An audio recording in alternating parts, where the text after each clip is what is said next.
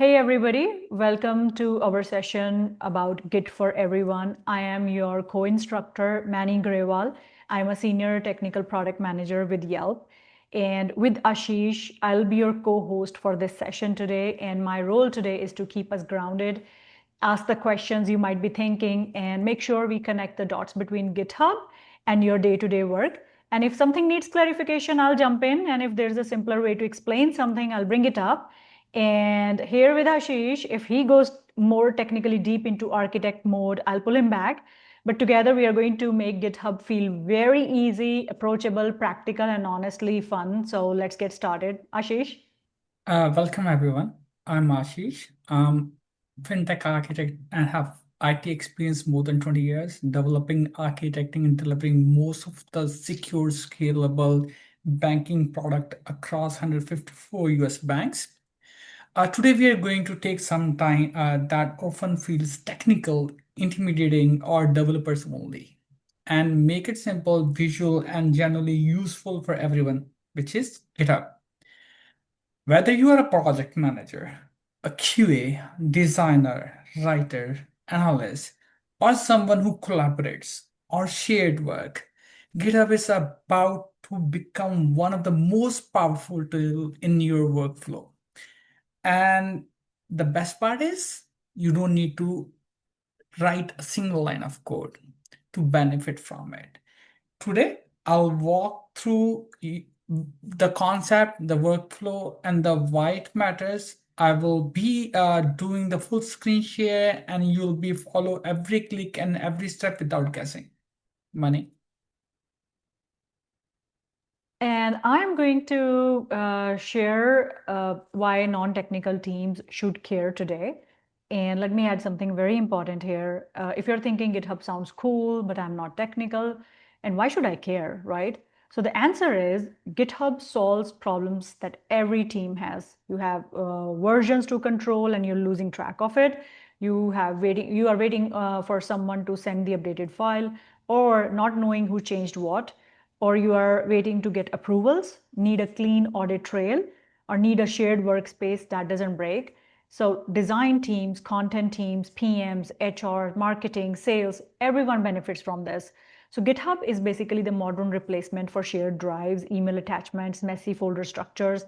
And once you see how simple it is, you will wonder how you have ever worked without it. So Ashish, I will let you take on from here and walk us through. So, just to give the intro, right? GitHub is not a place where developers store their code. It's a collaboration platform, a shared workspace where every team store files, track changes, review work, keep a clean history of everything that happens. Think of GitHub as three things: a single source of truth, where everything is being straightforward, final version, the raw, right? Everyone sees the very same versions was there, so there's no way we can ship something wrong, and there's no way something is being hidden from somebody else. A change of history, we can clearly identify who made these changes, when that was made, and who approves it. So it has everything tracked from start to end, what's been delivered, what version, what all changes that's been made, and what's been shipped to the production. And the last one is a safe workspace. You can experiment, draft, update, and without breaking anything. So if anything goes wrong, we can always go back to the previous version. So there are ways where we can put more accommodations. Like you can also add more approvers where not every commit goes directly to GitHub. So it asks for somebody to review and see things are right, and then they can add to the code. Or if there are issues that needs to be tracked or being developed, so we can assign it to specific people where people can go see their dashboard, manage it, and then ship it to somebody else who's responsive for fulfilling that. Okay, Awesome. so Yep. by sorry, to cut you off, money. So by end of the day, the owners of this session is you'll be walking through, and you'll be able to create your own Git, manage it, and then assign people for the specific work and take it from there.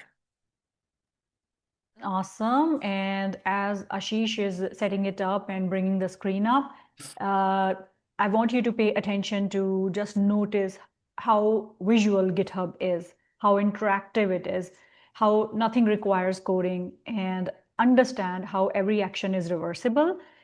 Just understand how clean the workflow becomes once you get the basics. So if you have ever felt nervous after like or about touching shared files or making updates, GitHub will remove that fear completely. So let's get into the hands-on transition, Ashish. I think we're ready. Yeah, let's just start with the PPT first, where we'll be just walking through what the session is going to cover, what all we are going to explain, and then we'll directly jump into the live demo. We'll be starting from very scratch, creating a GitHub account and setting up projects, creating items, and then setting up repo for the developers, and then setting up rules to make sure there is appropriate security measures for each and everything. Okay. Start with this is our welcome screen where we are trying to tell what really happens within the grid, like create, commit, collaborate, and learn. So everything happens at the very same time. Once you create, right, you can create your user items, you can create your stories, you can create your issues, you can create the whole product, and then you can also track the code as of your issues and say what specific code change happened because of what issue. And when we say commit, right, it's all about shipping the code, right? Like what's being done and like reviewed, approved, and then this has been stored in the Git, and then this that is available for everybody, and then everybody can take it that latest version. Either they want to make further changes to that or they want to ship it as it is on them. Depends on where we are in the project phase, right? And then the collaboration, right? That's the major part, right? Here we can take each and everything. Like GitHub allows you, like if you're working on a Kanban methods, or you are working in the waterfall strategy, or you are developing uh, like mixed hybrids, right? So you have a mechanism, right, to create your own type of templates and dashboard where you can track your projects, right? You can see, okay, like I'm doing an iterative development, right? So I need every sprint status, where my sprint is, where the issues items are. So you can create all of that, and that way, all the stakeholders can keep updated with the status are and what's all been stopped, what are the blockers, and where exactly we are. Are we on par or we are behind our schedule? And when we talk about learn, so it's all about what we are going to explain you today, how to set up, how to execute, how to plan, and then how to make sure you can keep track of everything in your product. Going ahead with second slide, right? So it just tells us like what's happened, right? Like if we remember from WW3 era, right, how the internet changed, right? Exactly, this is how the storing of documents changing, right? We have a lot of other tools, right, like TFS, which is central replica. We can store the code there, store the document there, but it doesn't stop you, doesn't give you in the view of collaboration. Yes, that's a central place where you can store everything, right? But it doesn't give you so much freedom where you can keep track of everything, all different aspect of your product, starting from strategy, sprint planning, assigning, and then coding, and then deploying. So GitHub covers all of it. If you see in traditional, right, there was document we used to have that in the emails, right, on the shared drives, right, on the like the example OneDrive, or maybe somewhere on the SharePoint side, right, where we need to manually keep track of everything. And then if you forget, then that's going to be a mess again. And if any item is missed, easy, it's very hard to track, right? But today, with AI coming to picture, life changed a lot, right? All of you, like even me, right? We all use AI a lot, right? From generating documents to generate code and everything. GitHub brings all that power together. It gives you one collaboration platform where you can do everything. You can code, it can help. It has integration with Copilot, where you can use Copilot and code it with just one single prompt. The only thing is you need to know what you have to code. And then prompt again, like That's very useful. You need to know the right prompting strategy so that you can design right better and manage properly. Documentation as code, again, that's very simple, but like how we are documenting the issues so that we can tie up to specific code to make sure what's been delivered, how's been delivered, and what's been responsible for what work. All of that's happening within the Git. You don't have to go anywhere. That's your Bible, I would say, where you can just sit there, stay tight, and keep doing everything. Future, right? Yeah. Yeah. We don't expect that. Like nobody was expecting AI to boom that fast. Things change like 360 for everybody in recent years. Already Money, the agents are auto deploying. So we review the PRs deployed by agents. We review the code changes done by agents, and everything is happening so fast. And now it is even much better with the AI quality that has gone up with the code strategies, with the logic, with the fixes, triage, troubleshooting, and with everybody coming to the table for vibe coding and building something of their own in less time. That independence is beautiful, and that is what GitHub gives you in power. So yeah, Ashish, we can move forward. and money, like this is starting. This is not where it's going to end, right? So, like I right agree. now, Yeah. GitHub a lot of things, right? It can auto deploy. It can even auto correct the issues. Some of the issues that if you want the Git agents to take care of, you don't even have to pay attention. You can just fix the code and then commit it, and then you can just go review the PR and get done with it. So it's that easy now. But tomorrow is going to be even further, one step Yeah. further, where the prompts, right? Only with prompts you can design, develop, deliver the whole product. It just matter of time when the whole use case has been evaluated and been tested, when the whole repos will be mostly worked by agent, not by human, will be mostly doing the PRs or working as a behind brain, giving them the instruction how to do and what to do it. Okay, let's move to the next one. So what gets all this? I think money, you know, is better, right? Being in a product manager, that's your kind of a ball game. Like you need to keep track of what's been changed, when it is done, why it's been delayed, what's been blocking all of it, right? We can Yep. do everything within the Git Yeah. without needing any second tool. Totally. So as I was setting my team operating system for product and design team, and now I include data science team as well. So that gave me challenge like, okay, how do I share files with my team? How do I make sure the versions are in sync?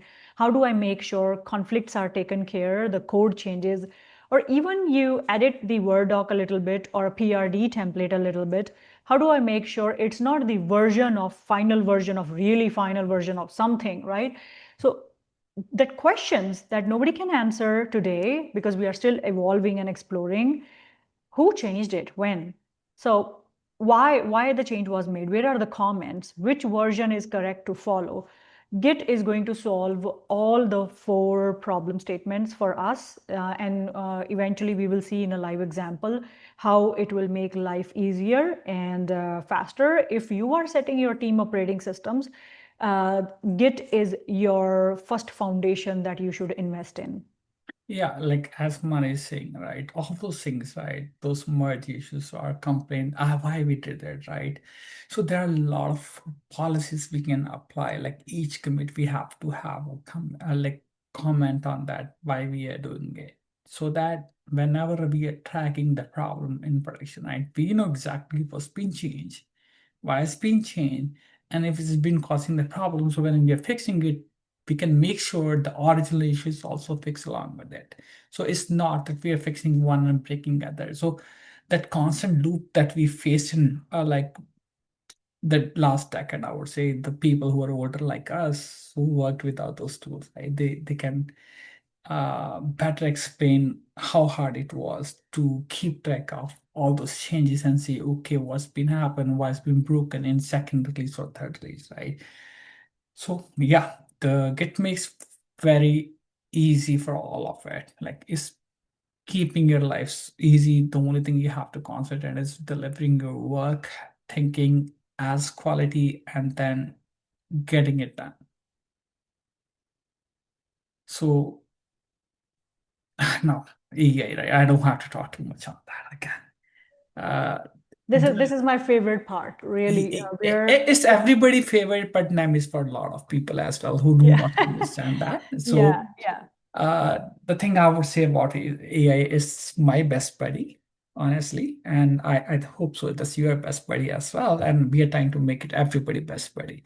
yeah, yeah, So the thing is, right, we don't have to scare from AI. We just need to understand how to use it, and Grid gives you a best platform to start evaluating it for your organization. And from there, you can keep enhancing the use cases and keep adding more as you need. But uh, that's the very first use case is where you can have all your reports auto-generated with all your commits for a specific iteration, for your sprint, or for your whole project scope. And then you can have this audit trading, right? Like every organization is in a code audit and everything. So all of that could be done in Snap. Before it took us like days and months to prepare all this yeah. data and then present it. But nowadays, with Git, if you are utilizing all the capabilities of Git, it's in your fingertips. Okay, now let's move forward. The main architecture, right? So we will talk a lot about that, but these are the terms that I'll be using a lot when we were doing the live demo, right? The repo, right? The project folder, it contains everything about the projects, right? The code was being coded for that project, what all different documents, what all different issues associated with that, what all sprints, all this planning that you have done in past, right? Everything comes under that. The branch, right? So take example, you are doing some iterative deployment to your products, right? You have version 1, 2, and 3. So that's versions I terms as a branch. So whatever version is there in prior, you can easily replicate it without doing too much of hassle. And merge, as Mani was talking, her favorite topic, conflict, the code conflict, right? This is where we're going to solve it. So if two people are making changes on the same line, they won't be allowed to override each other code, right? You need to set a policy where if somebody is writing a code on top of somebody else's code, right? They need to see the changes and then they need to manually make those changes to make sure both aspects of the problems are solved before the code has been merged properly. Pull request is all about getting the latest code. How are we going to get the latest code from the get and the history? Again, it just self-explain itself. If you need to see what's been changed, who changed it, when it was changed, what was the reason of change with all those comments, we can literally go see all those files that's been changed, what exactly was changed, when it was changed, and also appropriate comments was being put while we are committing the code. And commit is the final version that's been saved, right? After all those merges and everything, right? Whatever the final version of that file, the specific file comes in, which is going to be saved in the Git for everybody to view it. That becomes your latest code at that part of time. So that's your commit. Okay. Now, source of truth, right? We already explained all of it, right? As the changes are constant, right? Like everybody's working on a file or same file or multiple file at given point of time in the project life cycle, right? How we know what's been changed, what is latest, right? So Git help you every branch. So when you are changing from one branch to another branch, right? The branch origin from your master has was been there and then branch has your latest code. So what does that imply is was there in the prod, right? We can put that in master and then keep doing the latest changes on the new branch. That way, if we need to fix something in prod, we don't have to revert any of our latest changes. We can directly go to the master branch, make those changes, commit it, deploy that in prod, still keeping all the work you have done for the iteration there. So it removes a lot of hassle of reverting redoing those changes. A lot of manas we used to lose when we used to work in the TFS and all other items. It's gonna solve it for us. So it's just work as two different lanes on the same highway. One lane is never changing. Other lane has a way where it can go get modified and then still merge back to the same lane.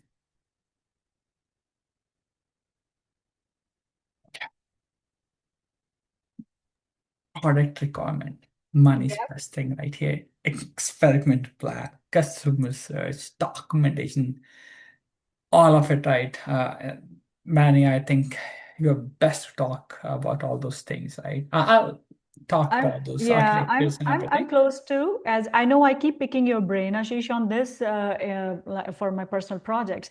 So I want to understand where governance meets the actual product flow, not what somebody is giving me in a theory, but where product managers can actually use Git. So I do get a lot of versions of product requirements. Then we have skills, a lot of versions of skills, commands, AI prompts, and then polishing of prompts, then release notes. Then we do sit with engineering teams for architecture reviews and understanding the technical specs around it.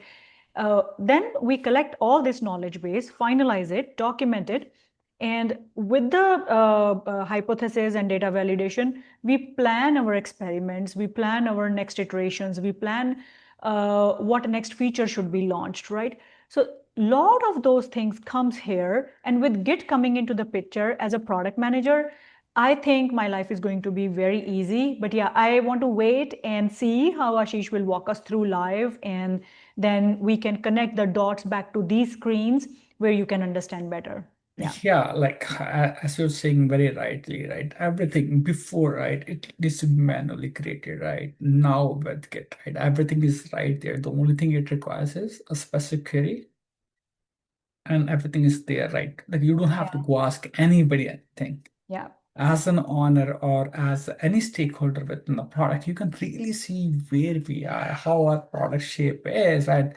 Is it going red or is it yellow or are we green, right? Instead of anybody coming back to you a month later and tell you, oh, we are in the bad shape. You can see everything in front, like upfront, and then make those adjustments and then make sure we can take all those appropriate steps to make sure everything is in the right path. Yeah. Totally. And then we'll explore the whole thing when we are designing the demo, when we'll be creating the one first step product, right? And we'll explain our different item, how we're going to do all of it. Awesome. Let's get into next one. And this Yeah. is again the cycle, very normal cycle where we are creating, cloning, committing, pushing, and everything. Like we talked a lot, but we'll really do that when we are talking about the Git, right? So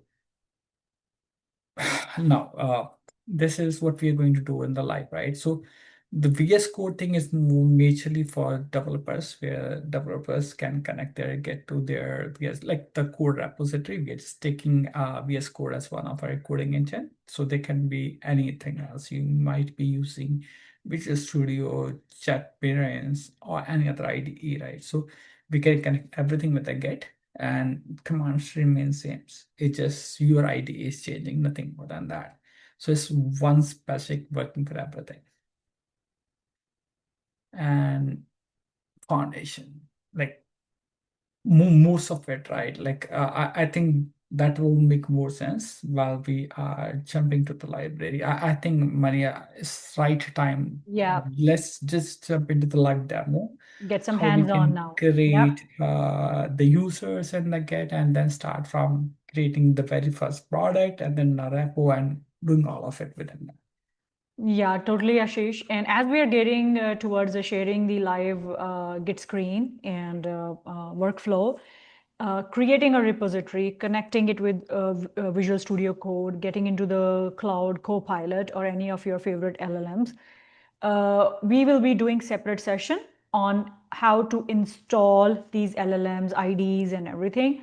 But for this session, I request you all to get the setup done. You need your Visual Studio in your local. You need your Cloud Pro membership, and you need the Git MCPs that we are going to walk you through step by step.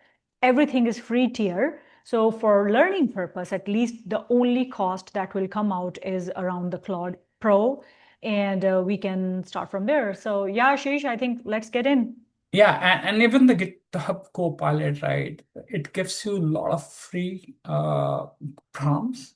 It's not totally free, honestly, but there are the limits, right? You can just use that many prompts to design your course and all of it. But yes, but you still have a way of using it for free for sure. So this is very first landing screen for your Git, right?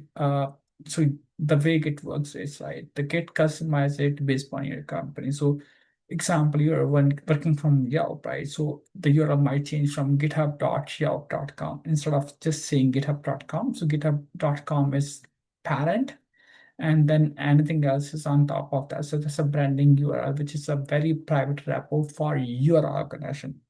Within that organization, that is public, but that's a private organization for the specific organization, whatever the DNS name is suggest, right? So don't get fear about that as something new. It's just exactly same, but just a different branding on top of it.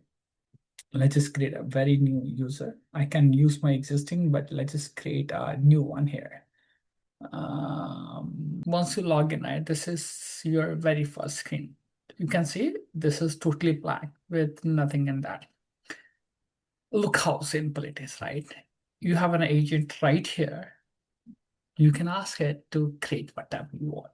You can literally ask it to write the code for you. Example, if a calculator, right? People spend days and now you can do just with the click of that. Just click anything. If you know exactly what you want, you can get it done right here without you knowing how to code. The only That thing is you really need to cool. know what you really want to do. That's it. And Get Ashish, is there any repository syntax or structure or naming convention that everybody needs to know? There are, but that varies from the companies because so companies do have their own. GitHub does not force, right? GitHub allows them to have the naming convention Hmm. as of their company allows, but Okay. you can force as a company whenever like we say a company, right? We call Yeah. it GitHub Enterprise. So Yeah. when you have a GitHub Enterprise, Okay. at that time, you can force it. So how you can do it? I can just show you just a glimpse of that. We won't do it in this Okay. time because we are not creating enterprise GitHub, right? You see Okay. this create profile here. Mm-hmm. So once you come here, right, you can put all those notions here. Like I want my Git to be look like this kind of naming convention and everything. So that way, anybody who's trying to create within that GitHub enterprise, they need to follow that rules, whatever rules we define in our profile. And also, you Okay. can have multiple repos, not multiple repos, multiple headers, repos within the organization. Example. So Okay. if you want to divide your company into four different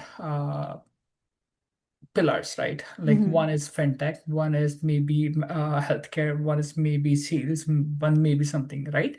And Okay. you want to manage all those differently, so you can create different profile within that, and Okay. each profile can host one pillar, right? One can host fintech, one can host your sales, one can host your healthcare, so Mm-hmm. and so forth, right? So you Got can it. have n number of profiles and of Okay. organization within organization, and each organization can work as one pillar in your company. That way, we can have single responsibility, means one person is responsible for managing that pillar and other is Got it. responsible for managing other pillars. Mm-hmm. Although we can allow them to have a read-only access within the profiles, they can have a read-only access so that they can keep an eye, Okay. but still have segregation of concerns. Got it. Okay. Got it. And Now, if I may ask before, I'm sorry for interrupting. If I may mhm. ask, before you create a project, if you can give a quick overview, 30 seconds on the options, ask, all repos, agents, create issues, the options that we are seeing in the menu, Okay. sub-menu. So this So, is not in the like, menu actually. This is okay, agent. This is like your chat GPT or your Claude or your Copilot agent, right? okay. This is Copilot actually. You can see you can choose any of your model, Yeah. which model you really want to use, like whatever Mhm. model that you are comfortable with, you can choose any of that. And then ask your prompt questions. Example, I'm just giving an example. If I want to create an issue, I'll just create an issue. Yeah. It give me the first prompt. Like if you know in Cloud GPT, right? Chat GPT, not Cloud GPT, sorry. If you say slash human, it thinks like a human and then it generates a verbiage as of human. Okay. Similarly here, right? If you say create issue, whatever you're gonna type within the selected repo, you can select repo, what repo. In that repo is going to create an issue for you. Example, you want to create a bug or you want to create a dependency item or you Okay. want to create a sprint or anything like not sprint, I would say you want to create the technical debt. Got it. So you Got it. can go ahead and create it here and that way they know these issues are tied to that specific repo, and whenever the developers come in they can see all those, pick it up, fix it and move forward. Awesome. And Okay, cool. similarly, if you want to write a code Yeah. in a specific repo, you simply choose that repo and then say write code, Got it. right?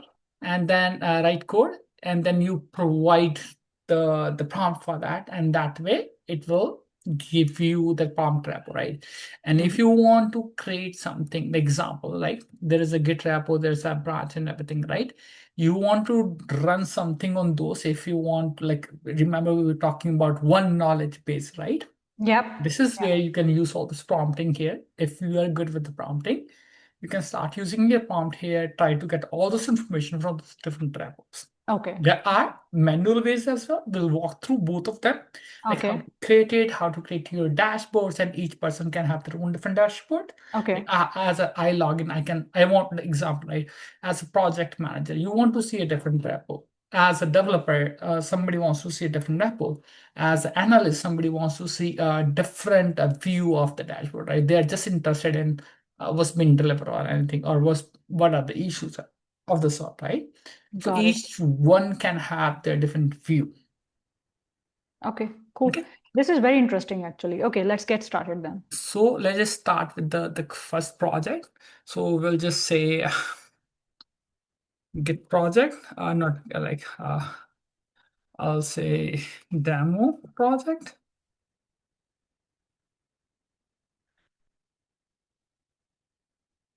right? And then demo for Git workflow.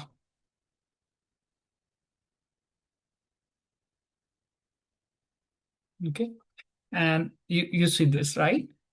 If you want to do add me read me file and then you want to keep changing on that, so you can do everything right here without writing a single line of code, right? You can just say, okay, creating a readme file, you want to keep it public or private, like you want to keep it within the certain group of your organization, and you don't want to give it to anybody else, right? You just like maybe a few executive wants to have a look into that and nobody else. So all depends, right? And then even in the public, right, that will be public within your organization. But for private, you can give access to specific people, and then only those people will be able to manage or work on those things, even within the private, right? So when you give an Mm-hmm. access, you can say one person will have a read-only access, other can manage it, and one can have read and write access. So we'll go through that whenever we create in a repo, and then in that Yep. repo, we'll say how to manage those collaboration access. Awesome. Okay. Okay, so for now, I'll just keep it public for now. So you Mm-hmm. want to add a license? Yes, like each uh, repo might be working on specific, so you want to tell that, okay, I want to have this repo, or you want to have your own custom licenses, you can add all here, and based on that you can select it and say, okay, this is the license for that specific repo, so whenever you deploy that code, that goes shift within that, and that way you don't have to manually intervene in that, so it's all been automated. Oh, that's wonderful. Okay. Okay, so let's just create that. So this is our very first repo. You see, I wanted a README file, so it created me a README file right here. And Okay. this is editable README file, Yes. MD markdown file, right? Yeah, it is just empty initial commit, so you can just keep adding anything, right? Now we are talking about how to manage different accesses within the Hmm. project, right? So you see this one, right? So whenever we go to the settings, right? So we let me quickly jump into the one of the specific sections I want to talk, right? Pull requests, right? You want only certain people should be able to manage it, right? Like you want collaborated to be. So whenever we will create an access pool, a team to work on that, so we will say all of it here, right? So remember we were talking about the pull requests, who all can do it, who all can have even read-only access to that, and then how, right, when we are merging it, what will happen, what kind of a message that you want to show, right? You can have your personalized message. You can say like what all different titles you're gonna create. So what does that do is, right, if you do not want GitHub to automatically merge two different conflicts, right, you want that to be done manually, right? You can configure all here. So what does that do is it gives you second pair of eyes. Yes, GitHub can do it for you, but it won't know exactly why first code is different than the second code, right? Why they're making changes in the same course. Is this a different defect? They're working on different user story probability, which is overriding first, right? So for that purpose, we can manually review it. We can have a second pair of eye to look into it. That way we can say, instead of automatic allowing it, we can uncheck it and say, okay, we need to do it manually, Got it. right? Okay. And Hmm. then when we say rebase, right, what does that imply? It means like if we want to make sure one specific branch is equivalent to your mass origin branch, right? So whenever we cut a branch, right, it's always been cut. I'll show you right here, right? So whenever we cut a branch, we always cut a branch from one specific branch, right? Either the master branch or some parent branch, right? So when we rebase it, it automatically make both of the branches equal. So everything was there in branch A will be there in the branch B. Got it. Got it. Okay. Okay. Cool. And as a non-technical person, like Mhm. I use Git daily, but I'm asking for on everybody's behalf for basics. As a non-technical person, can I go through my AI and let it merge, rebase, solve conflicts? It do. If you see, right, like this is automate that I was talking about, right? We can allow it, right? We can automatically delete head branches and everything. So we can do all of it while we're setting it up. And then when we are going back to the agent that I was showing you just before, right? If you Mhm. write prompts there, we can do it right from there. The only thing is you need to know the right prompting. Yeah, Means like got it. which like I agent will not know if you select all repo, they're going to apply to everything. Yeah, Do you want to do to specific branch? Do you want I to do it agree. I only agree. one repo, right? So those things needs to be taken care of. That's Okay, why the very first security measure is to make sure the project has specific settings there. So once you have specific setting, even if your prompt goes wrong and then you want to reword it, it will be easy. If like example, right, if you unintentionally try to delete a file but you say delete the whole repo, right, there is no way you can recover it because the whole base is yeah, gone.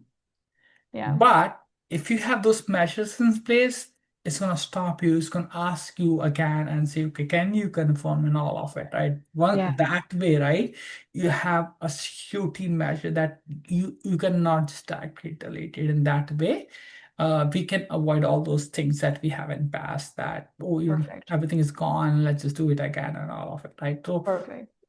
uh, That was one of the use case. I know you and I were brainstorming few days back, and I wanted to see how with AI I can recover. And there was no way because today Git's infrastructure does not support recovering deleted repositories. There is another You, way, but yeah. that's a manual way. That another way is if somebody has a code on their machine, Mm-hmm. we can dump that code back to Git. But that way, we will just scatter 1% code, Yeah. rest everything is gone. Gone. So Yeah. Yeah. it won't be like up to mark. Means like it won't be Totally. capturing everybody else work. So whatever that repo has, we can just cater that. So it's Got it. not that there's no way, but you lose some of your work. Not all of it, but you lose some of your work. So um I like as an architect, I always make sure that we make those security measure even before somebody do that, Yeah. we stop that happening, and that way those unnecessary headaches and then panics goes on, right? We Yeah. can Yeah. avoid all of it, and then concentrate on energy on some productive work instead of just doing that. Yeah. Yeah. Got it. Okay. Let's get into danger zone real quick, and you can take few Yeah, so second ones, danger and zone then is again like if you want like initially you created the library as a public or a private, you want to change it, like you want to change it like the visibility, you can do all of it, and then you can all this protection rule that we apply, right? And if you want to make somebody else owner of that repo, you can do it, or you want to archive that. Archive doesn't mean you delete it, it means it's not an active repo right now. So remember, in the cloud, we have that glaciers and all, right? It yeah. acts as a glacier for Git. So Got where it. it will be a sideline for the time being, but you can still go look all those history. It won't lose all your history of what was changed, when was changed, what all commits and everything. It just is not your active repo anymore. Understood. Got it. Got it. Okay, so Cool. these are the settings, right? That we have to make sure that like depends upon how we really want it. We need to configure all those different settings within the project, and then like who all can manage it, right? Like if we really want to say uh, only 10 people should be able to work on that, right? How to Yeah. do it? You see all those agents even right here, Yeah. right? If you want to tell that agent, hey, I'm just showing you back here, right?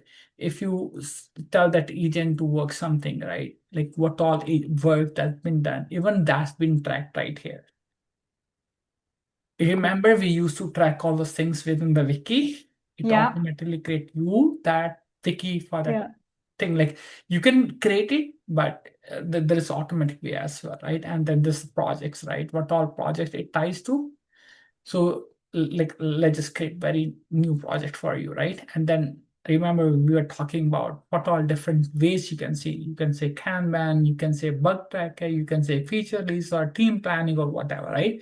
These are all different activities that we perform, right? That we perform in our initial stage of project, right? So you can choose any of it. You can literally see like this is iterative development. This is maybe just a Yeah. roadmap that we want to deliver for future, and I just want to keep it there for the specific repo. And I want to make sure whenever we come back to that repo, we want to see, right? So Mm-hmm. all of it is just not one. We can have 10 or like maybe 100 of different things linked to that repo, and then keep track of everything at one single repo instead of throwing all this work all across and then finding it, Got it. Got it. right? Oh. So when we say team retrospective, right, each sprint you can have it here, right? Instead of when you're scheduling a meeting and all, right? Mm-hmm. So you can just create one project right here for a Mm-hmm. sprint and team retrospective, right? And then you keep track of it and one single location, create those documents, deliver it instead of Cool. manually recreating all this Word document and everything. So all those features that as a project manager, you just name it. I'll show you right here. So you can just see everything, right? Like how you are doing your quality measure, how you are checking your uh, assignments, right? All of it, right? We can do it all here. Your bug tracker is here, like all those issues that you created, how you're doing with that. What are all my feature releases, right? What all my different team planning that we did when we were planning all the sprints and everything, right? So everything can be done right here without bothering anybody, without recreating anything else. So whenever it's been done, example, right? Let's take the team planning for now, right? Yeah. right? So we'll say this is for demo project, and then you want to say for open issues, pull requests and everything, right? You want Okay. to input everything. So that way, everything that is about that project is there, everything comes in, and then you can plan what you want to release in that specific sprint. So you don't have to manually even add items. So That's pretty everything cool, that's been actually. created, right, Yeah. is all there. Yeah. So you just bring it on, dump it, use it, move forward, next sprint, plan it, move it, done it. And that way, you always know what's been pending, what's been delivered. So you are not unnecessarily retracking or adding same item again and say, okay, oh, or I missed something. Okay. So Okay. until unless you intentionally want to miss it, you won't miss it here, Okay. Got it. Got it. right? This is cool. Yeah. Let's move So forward. that is very much for the project management, right? You see here, right? You can have your own board, your current iterations, your roadmap are there, all your items. If you want to create a view, what all view that remember I was talking about each Mm-hmm. everybody can have their own view, right? You can Yeah. create your own view that I just want to look into that specific section. I just want to look into the story grooming, or I just want to make sure that what's been in progress, or I just want to make look into the defect or item assigned to me, right? So each individual can have their own view that way. It makes life really easy. And whenever that's been updated, right, they can also say, example, I'm just putting an example, QA is watching on iteration like what's been coded, right? They can say, okay, keep in view of that. That way, whenever there's a pull a request linked to that, it means it's been coded, they'll be notified, they can use it, get it done, complete testing, move forward. Remember that we used to do in Jira, oh, take an item, Yeah. assign to somebody else, like that person will assign to some other Yeah. within the team, and if it's been missed and nobody's taking care of that, you can do it right here without anybody looking into it. So everybody can have their own space. It just you just need to act based on your notification, and then you work on that and get it done. Cool. So So it's how that easy I'm now. reading is what you're showing me the power of GitHub now after all these features, workflows, and integrations. This could be our future one go-to tool or single source of truth when it comes to delivery, execution, management, project structure, roadmap. Or do you think it can replace Jira and lightweight tools? It already replaced Jira for most of the organization, if not all. Okay. Okay. And not just one thing. I have another twist to that. GitHub pipelines. So this is more for technical people. I don't delve much into details about it, but Cool. just to give Okay. you a glimpse of that. So instead of you manually coding somebody deploying it, right? Yeah. We can configure it, the pipelines, the way whenever you code it, it's going to automatically deploy in your Q environment. Somebody tests it, you change your code, automatically deploy. So you don't have to wait for a manual person or manual intervention for your code going from dev to QA. So this is okay. I am reading it as a signal for as a technical product manager. I can like after my technical engineering team review and PR merge, I can directly deploy minor changes like UX changes or links or buttons. Not minor changes, any changes based on the priority and the rules that you set in. So anybody can go ahead and You deploy don't have to on do it. demand. It will automatically, whenever I commit a change, right? So example, I'm just giving an example. Yeah. Whenever a committing, you say you needed one approver, just saying for the sake Yeah. of Yeah. understanding, right? So whenever the first that approver comes in, that approve that request, you can configure GitHub pipelines in a way whenever that's been approved and code is committed, not, I won't say not a push request. Whenever it's been committed, then deploy that automatically to environment A. Cool. So no manual intervention, nobody Yeah. required, no approval needed. It's done in the backend.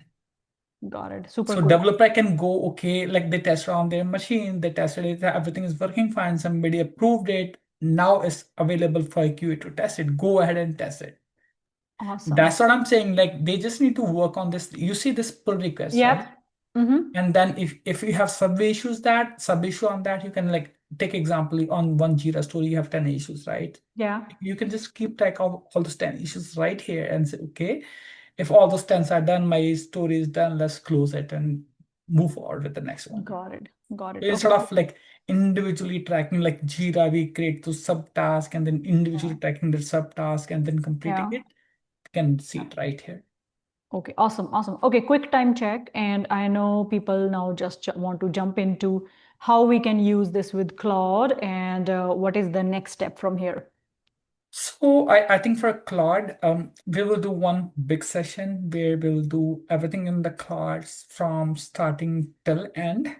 Okay, Like doing it 5 minutes or 10 minutes won't be a justice, it won't give them the right picture. It's so powerful, honestly. But if they really understand the power of GitHub Copilot within that itself, which is being provided by GitHub itself,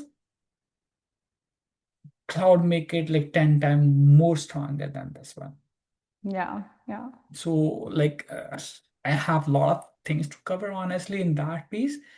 And like just want to say a couple more things, right? You remember this workflow I was talking about, how you want to do it. This is what it is. Whole workflow. You can define that workflow right here and say, okay, whenever the issue is defined, this is this, and then deploy it. Got it. So it's not that you need a third technical person to do it for you. As a owner, you can say, this is my policy, this is how it should work. That way you can keep a tap on every team. B is a developers, B is a QA, be it a business analyst, right? You can keep tap on that, that yes, once they complete the job, this is my next step, and that's automatically going to trigger my next notification to the respective people. They get a notification. Example, when the store is groomed, the developer will get a notification it's been groomed in the sprint, whatever sprint it is, the sprint is started. Let's start working on that, instead of somebody manually sending an emails and doing all of it, right? So the whole thing can be done here. And then if you want to see all those insight, like how the data looks like, how many commits been made, like if you really want to do it, right? If you want to see how your sprint work has been done, right? How many issues were created in sprint A versus sprint B versus sprint C, right? You can do all those analysis right here, and then you can have your burn up chart, right? All those metrics that you guys love to do it, right? Like how much we are burning up, how the things is happening, how productive the teams are, so that we can uh, reflect everything in advance instead of waiting for something bad to happen. Right? So Yeah, no manual intervention. It's just everything, right? So you just come here, configure all of it, what you really want. awesome, It's awesome. just you need to define what you want, and then GitHub is going to give you all, you just import it, send in an email, and you're done, and that's it. So it's replacing most of your job. Okay, okay. But I know don't you're, get scared. It's just yeah, making your life easy. totally, totally. I know you are going to cover detailed um, breakdown of the sessions. I'm sure a lot of PMs here, technical or non-technical, they would love to see if there is a scenario like I'm updating a PRD with AI generated content. My traditional process is I have version 1, version 2, version final, something. And in Git, how does that workflow under repository would work or look Okay. like? Yeah, let me quickly show you something, right? Yeah. Remember I was talking that before, right? We have that repo, right? The demo project repo that we created. I'm just giving an example right here, right? Remember I was talking about the branches and everything, right? So you can have all those branches and tag right here, get it done and say, okay, like example, you're doing an hot fixes, right? You can just create a tag and then give somebody, okay, this is a tag that's going to be in prod. And if it's a full sprint, you can create like full feature that's getting the part. You can just create a whole branch, right? And then that branch will be responsible. Like example, let me create a branch from here, right? So once I'm creating the branch, right? It can also say what is your branch example. All the developers create their own different branches to work on that. It clearly tells what are the active, what are the stale, and everything. Now let's just create a new branch here. It says from which branch we want to create. Like we just have, as we just create everything new, right? I'll say the test branch here. You're just creating a test branch. And now there is a test branch. Now, if you want to create another branch, it has two options now. Oh, where is that? Sorry. Because I was in the main branch, I have to go back now. 1 second. So I have to go test here, right? You're in the test branch. And then you can also go create a new branch from that. You see this one now? You see all those branches? Create a new branch. It was not reflecting before. You see that? You have test branch now. You can go ahead and Got do it. all of it here. Okay. And then once you change, example now, let me go back, as we don't have too many files, right? In the README Mm-hmm. file, if I'm just making a change here, where is added this file here, right here. I'm just saying test here, and I say, sorry, test and say commit changes. Yes, as we said, we want everybody to add commits, sorry, the commit messages so that we know why they change it. So simply they add it, and then I say, okay, done. And when you go back here, the code, right? Go back, you see this, and then you can also go view all its history. If you click on that commit, exactly telling you what all you change. You added, you removed. If it's been removed, it will be a minus sign. If you added this plus sign, it's been changed, it will be yellow sign. So it also gives you signals, right? Either the code has been changed, added, or removed. That way, your life becomes much easier than before, where we need to manually see, compare all those files and see what's been changed, what's been added, and what's been removed. Awesome. Awesome. This is pretty cool.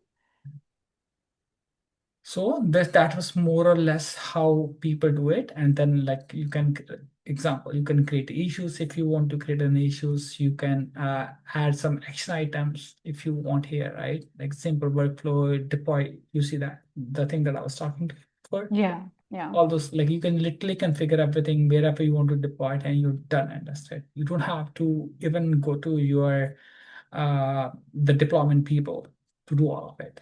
Like the only thing probably you might need is where to deploy and what are those names and all, Mhm. and then get done with it. And this security, right? This is more or less like the third party security that we can apply. Okay. Example, right? You want the Terraform policy validator if they are doing something right different than what you want, and then like you were talking about the naming convention in the starting, right? All of different thing, right? We can Mm-hmm. configure right here, Okay. Okay. right? So, and this is automation, AI summaries, and then like all those things that you literally need are right here. The only thing is what exactly you need. Like you can literally, example now, if I go back a second, let me quickly go back to projects here. All right, let me show you now. You want to see, right? You want to say, you want to write a code, right? Write generating a calculator code example is here. You just say that. It will give you full working code that you can literally use in your code. And then as a PM, right, you don't have to literally think too much of it. Okay. And here in GitHub, Copilot is automatically integrated by default in the account, right? It is, but for free account, there are limits. Like you can do that many farm thing for a Mm-hmm. specific month. And for paid account, like it depends upon what different flavors or what different uh, option that you choose. Got it. Okay. Okay. But GitHub and Copilot, they comes in bundle for free. Always. You don't That's have to pretty do cool. anything out of the way. It's all included. And I believe for small thing, right, you can just use it free version. Now you see this, right? It gives you the whole HTML, it gives you whole backend, everything is right here. All the CSS and everything. The only thing that you need to do after that is if you want to customize it, if you want to change your CSS in some way or other Yeah. way, do it and get done with it. Okay. And where do you deploy and test in your local or staging? So Can depends, right? Again, depends. If you're you... using Visual Studio, you can test it right there. Because Okay. that's not for PM. That's why I was not covering it. But like I can quickly show some different project, right? If not this one. 1 second, let me open Visual Studio for you.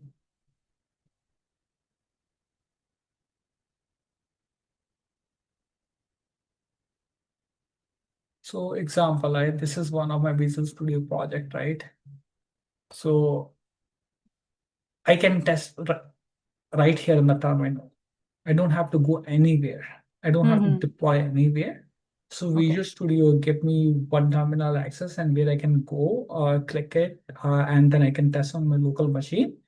And once everything's been done, then I commit it. You should, like as a PM, you should have a rule that people should not be committing code without testing on the local. Yeah. That Yeah. way, it makes sure that they're not just relying on the agent side. Like, yes, you see this, right? There is a GitHub agent right here where I can, a Copilot agent right here where I can ask it to code for me. But you still need to make sure the prompting was right and then the code is doing what you really intended to before you deploy that changes. Because then that can be devastating as it may do something different that it's really wanted. Like it may open like another defects that we really do not want. So the normal process should be, yes, use agents to generate the code, but test on your machine, then deploy on QA, that QA test it, because we really do not want Mm-hmm. some resource leakage, as there was a cloud leak that happened and Yeah. that caused the whole cloud to shut down, right? Yeah. So Yeah. we want to avoid such scenarios. Like AI is not at that level that it's going to take care of everything, but there are some manual intervention that we have to do by ourselves. Awesome. Awesome. Well, this is pretty cool. So I think this is all actually we wanted to cover for today's session, all different aspects of that. And then uh, uh, on the workbook, right, we can also share how to use that using CLI, like as the most of the non-technical people get scared with the name CLI itself. So I didn't put too many examples there, but like if I just show it right here, like once the Git is connected, you can have right terminal here. You can just type your Git command right here, say git commit or example git commit, and then it's right literally going to commit the whole code in that branch. And then what you have to do is git commit this, and then you just put your comments right here, whatever comments. And then once, Mm-hmm. if you do not put your comments, if you have a policy on project, it will not allow. Once they put comments, it's going to dump everything as we did directly from the Git UI. Awesome, awesome. So, folks, you just learned GitHub the way modern teams use it, simple, visual, and practical. And we created a repo today. We made some changes with VS Code, and we are looking into committing messages and pushing everything back to GitHub. So, if you can do this once, you will get more comfortable and you can do it every day. And thank you so much for joining us. And we will be bringing more expanded and hands on sessions after this one. Trust me, this is just the beginning. Yeah, like we are going to do a lot more on Git and the AI interventions, how they're both connected. So we are just like warming it up. So, guys, as we have already created our starting Git repo, let's just start the actual work on it. Like, we need to see how you're going to take that on your local, how to make changes, how to track those changes. You can see how the commits are made, who did that, and then if you want to create an items in your project and how to assign it to people. Make sense? Okay, let's just start Cool. get Yep. going. So we are you can see my screen where we have created the demo repo, right? How first thing, how to take that to your local. Very first thing, right? So what you have to go do is like I'm just taking it back, right? You have to go to here repository, click here. You'll see all the repository within your workspace, and then what you have to do is go here and say HTTPS. So you can do HTTPS, SSH, and GitHub CLI, all of that. All has the different options. When you do HTTPS, you do not need a certificate. You don't need too many credentials. But when you do SSH, you have to have a security key configured on your machine, and you have to have security key configured on your Git account. So one way or other way, they all do the very same work. The only thing we have to do is what is easier for you, how you can do it easier, right? We'll just take one example for HTTPS to start with. So what we have to do is, you see this link is telling you this demo project repo link. So we have to copy it. Now, let me go back to my machine. Okay, so if you see, right, there is VS Code, right? Here is the VS Code project that I have. It is already equipped with all your AI. I'll show you how, whenever we get that project out, I'll show you how to do it, right? So there are two ways of copying, not two ways, there are three ways of copying that Git repo to your project. First is you can directly open the VS Code, say click clone repository here, put the URL here, and hit enter. Okay, and then say where you want to clone it. Like you need to tell on your machine where you want to store that repo, right? Take example, I just want to say in my documents, in my agents, I want to create a new I want to create a new folder here. Example, I'm just putting some normal folder name, demo, and then you see here, and then we are saying we are creating that in the demos. So that's our destination location. So what exactly is doing is created the whole thing. See what happens?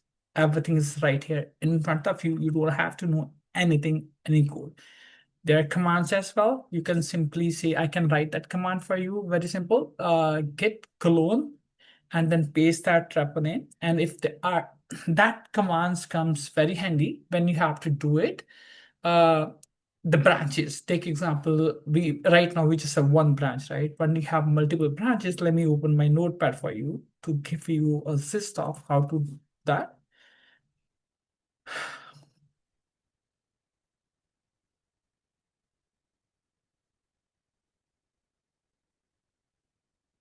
Come on. So what you have to do is git clone, and then you put the whole URL that we just copied, and then say minus B. Minus B is for a branch. So if you want to copy a specific branch, you need to specify which branch. In our case, it was master. So I'll say master. But if you do not say master, it automatically pick your origin, whatever is your base repo branch, right? It's going to take it. So if it's a master, it's a developer, or whatever branch it is going to take that. So if you want to do your hot fixes, do something on specific branch, this is your command. Go ahead, do it, put the branch name. Take example, it is uh, release July. If it's the name, I'm just putting some random name here, right? Whatever the name was, so you can do that. Simply say that this, it will give you the same file down there. Now let's just go back and do some kind of modification in our repo, right? Let's just add some file here. Let's just add another text file, which says maybe JS file, right? I'll say calculate.js. Okay. I'll also show you some of the AEI along with it. Like you see on the right-hand side here, the whole AEI is in place for you guys, right? It is now from here, you can see what all models you want to use. You want to use a Claude model, you want to use, if your Git is compatible, or if your Git is having your Copilot license, right? It's going to show you here as well. So all those models that are there in the Visual Studio and your Git account are going to display here. So you can choose any model, do anything, right? And then if you want to say, okay, for this specific work, I want to use Claude, or this specific work, I want to use Copilot, you can change your model for every time and then keep doing it. Now, let's just do some work here, right? Like, as we say, let's just say, help me create a calculator. Very simple, right? Uh, create a Python code for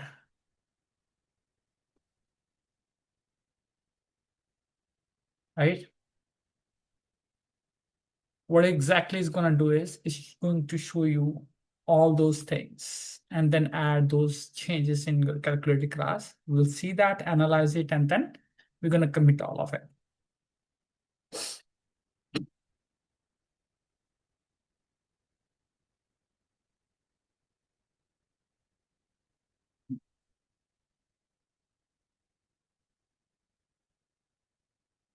So you see, this already created the .env folder that is to initiate the environment for Python, right? What all libraries that you require for Python. So it's just adding that.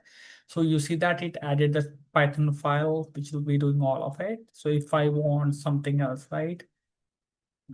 Allow when I want all those changes to be reflected here. I'll say keep those changes because we're just doing some demo, right? When you're doing actual work, you need to review each line to see exactly matching your requirement. If not, then you need to give more prompt to keep editing those lines. And then when you're satisfied, you can just do it, or you can just keep it and then make manual modification as you require.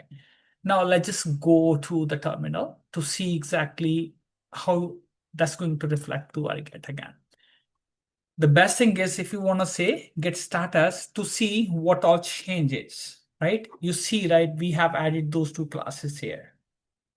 So this is going to, whenever you commit any changes, right, you need to exactly see what all your changes to make sure that you are not committing anything unintentional or something is not unintentionally changed. Like sometimes what happens, we just and like press enter or some random keyword somewhere, right? That's going to make changes to your file. So you need to make sure that changes are there in your file, and then you can also track what all changes been done. That way you can avoid unintentional error. Now to add those files, what we have to do is we say git add -a means we have to add all the files, or you can specify a single file as well. So if you just want to maybe commit calculate.py, you just say calculate.py.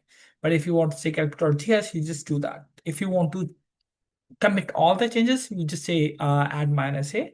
That way it's going to add those file for committing purpose. Okay, if you see a status now, it's going to show in green now.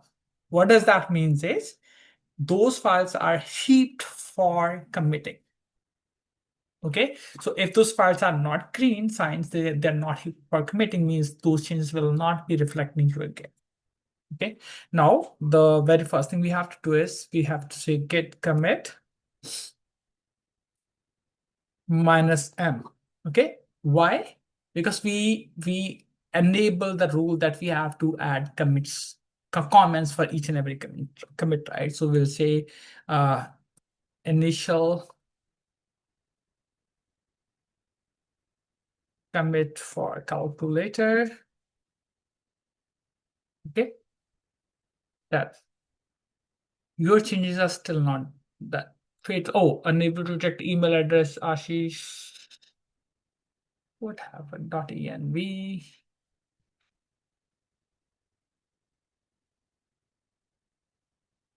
I don't want to commit this environment file. Sorry. Let me delete that for now.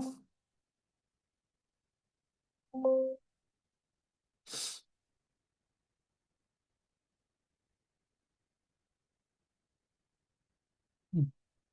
Why it is not deleting? Deleted. Okay, let me open another terminal. Sorry.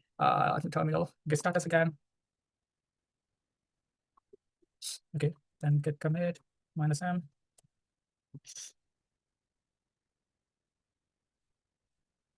Unable to autocorrect to set here account default identity. Omit global to set identity only. Okay, I think there is one thing probably I need to check. So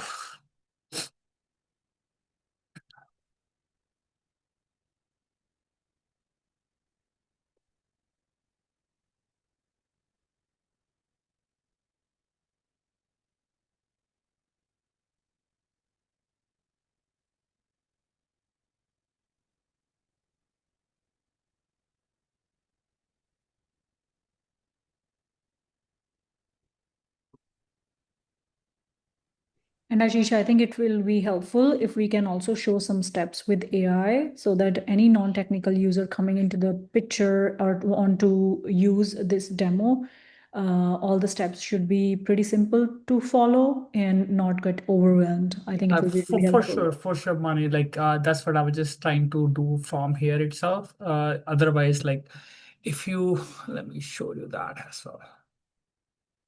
It just like I have set up three different Git, right? It's just getting me conflict here. So I'm just want to see which one I want to remove. So that's the biggest mistake people usually do, like to have multiple Git account on the same Yeah, yeah. machine, right? But as we just created one for demo, let me just check it exactly where I am. No such specified. Okay, let me do one thing. Let me try to erase everything and then erase means like let me try to erase my credentials and see if it'll ask me for the new one or not.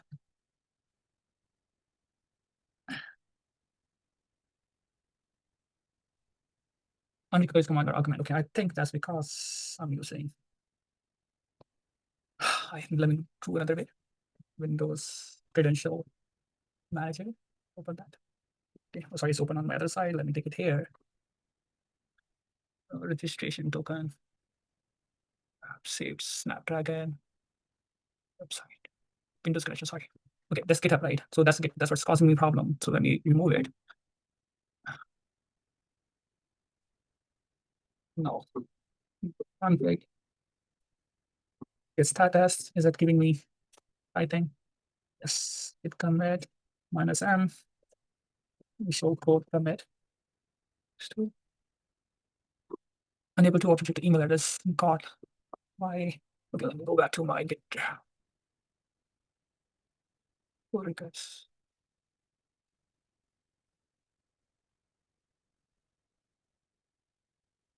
That's it actually. It's okay.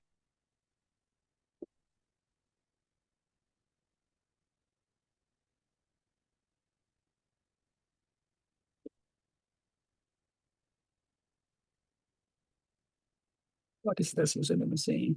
None. So let me go back and then get the username from here.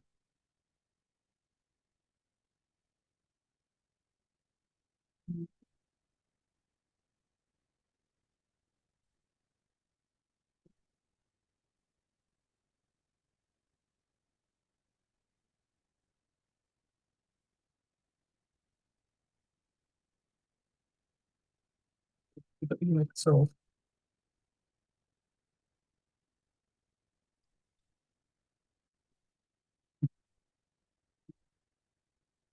I was using this one, right? So it is this one.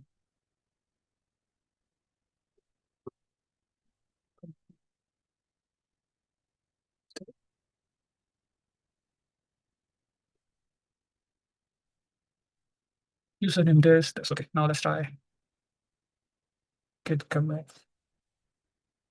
Okay. Now you see it changes two files, and now let me push it.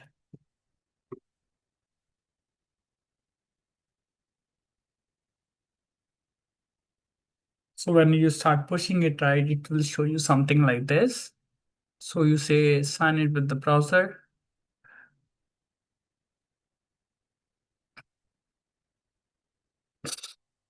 On the side window, right, I just published this, I just accepted that, right, from this Google account. Now, if you go here and check this demo repository, right, you'll see those two new files added with the code, right, with the comment, whatever we added there, right?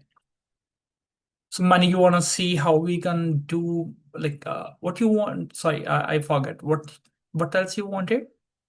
Yeah, for our non-technical audience as well, who may still, because they are new to Git use. Mm-hmm. So if they get confused between -m, -b, -a, like why we are doing it, and then we commit, then we push, what is it all happening? And how can we skip these sentences and let AI take over and AI do it for us? So, Yeah, going with AI steps also. Yeah, so very simple thing, right? When you don't have to say minus B minus A. So when you are, let me go back again, right? Let me close this folder. Let me show you something different now. Close folder where I cannot see that. Okay. So when you are here, right? When you are here at that, so minus B is only at the time of when you want a specific branch, right? And then when you're cloning itself, right? For example, right? When you're cloning itself here, right? We can ask that repository to give us resources. When I say clone resources, right? Allow, I'm showing you now an example, right? You don't have to do anything exactly. Like you don't have to mention anything. It exactly takes you here, and then you say, okay, this is my get account, take me here. No commands is required. It just I was just teaching that people can remember those commands if they want it. Let me do that the hard way. There is my Gmail open. Here so I just got a code on here.